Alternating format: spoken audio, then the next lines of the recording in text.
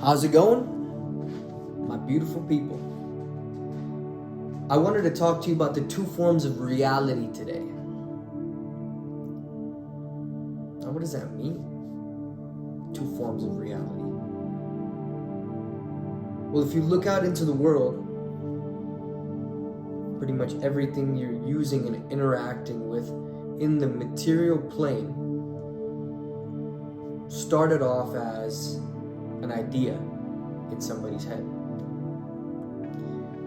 That essentially was the spirit of that object.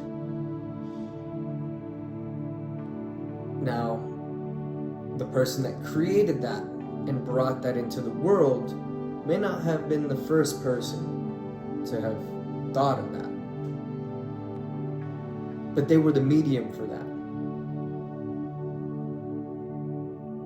So let's take a pen, a laptop, a vehicle. All of those had started off in somebody's mind as a fleeting thought. And it has its form of perfection there, right? There's no physical laws that need to be applied to that. There's no prototypes. So when it comes to you in your mind, it seems perfect. Now you can act on that and use time and energy and, like I said, become a medium for this. Become a creator. What you're going to encounter is some resistance bringing that into the material plane. You are going to have to find the right materials. Now you're having to deal with laws of physics. So it can be a little bit disheartening to take something from idea and bring that into fruition. But I'm here to tell you that you can be a medium for that. You can be a conduit for that. Essentially, we are conduits for all ideas. You're wearing your ideas when you're walking around. Your clothes say something about you. Your words that you're using say something about you. Your body language is saying something about you. And usually those are ideas that you have about yourself.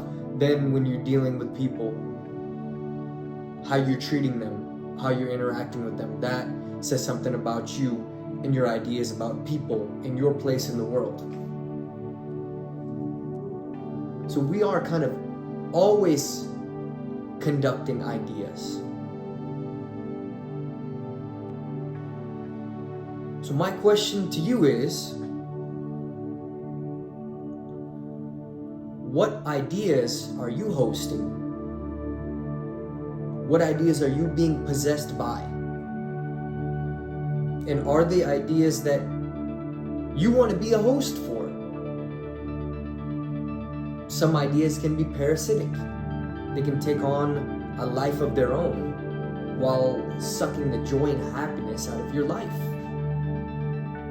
And so every time you're giving it energy, I'm not good enough, I can't do this, I can't do that, you are empowering that belief.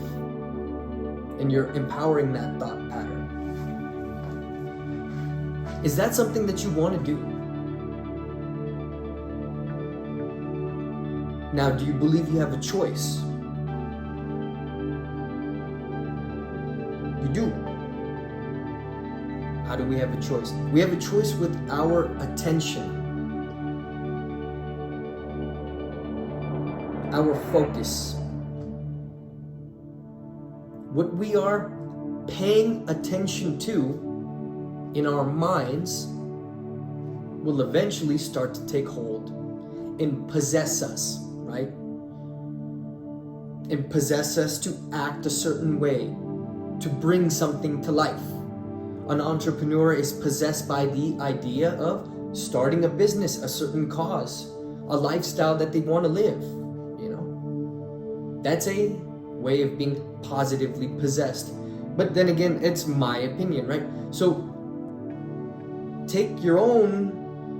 have your own judgment and see, what are you being possessed by and what are you paying attention to in your mind Because eventually that's going to come to be, and it's going to reflect in your life. A lot of the time, you can see what kind of people are having what kind of ideas.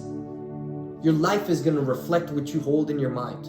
Your life is going to reflect the ideas that possess you. Your life is going to reflect what you pay attention to. That is our first form of currency.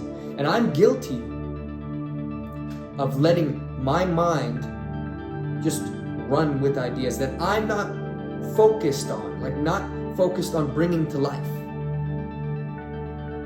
I mean, it can be a battle, and it's a battle for a lot of people right now. But as long as we understand that we are in control at the end of the day of what we bring into this world, and initially, the soil for planting those ideas is in the mind. And the water is our attention. So be careful what you plant. And be cognizant of what you're watering.